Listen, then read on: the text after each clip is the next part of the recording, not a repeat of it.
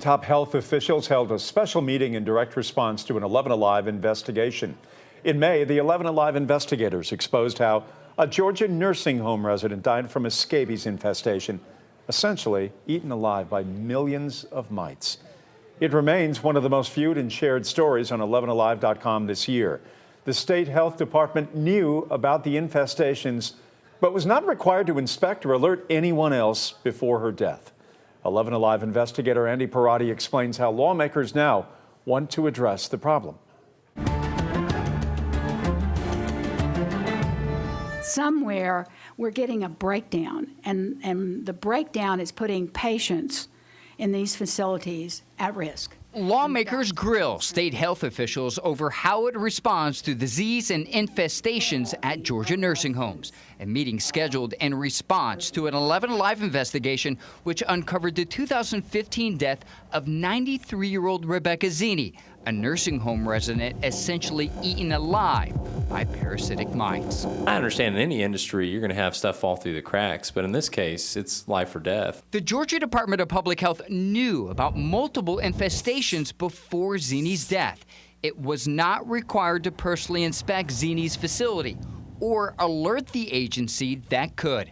Health and Human Services Chairwoman Sharon Cooper wants to change that. That should be a requirement. Anytime you get good communications between departments, the outcomes are going to be better. Because if one hand doesn't know what the other hand is doing, you're looking for potential problems. I'm certainly open. Public Health Commissioner Patrick O'Neill says he's open to mandatory reporting, but cautioned about potential consequences.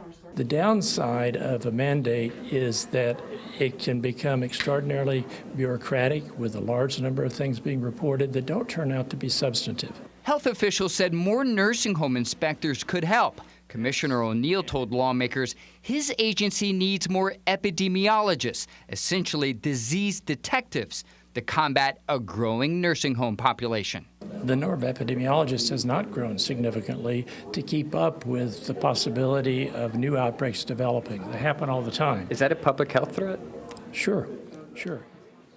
State health officials say nearly half of the infestations it responds to are at long-term care facilities, and scabies is far from the most reported problem. Jeff? Andy, did lawmakers take any action today?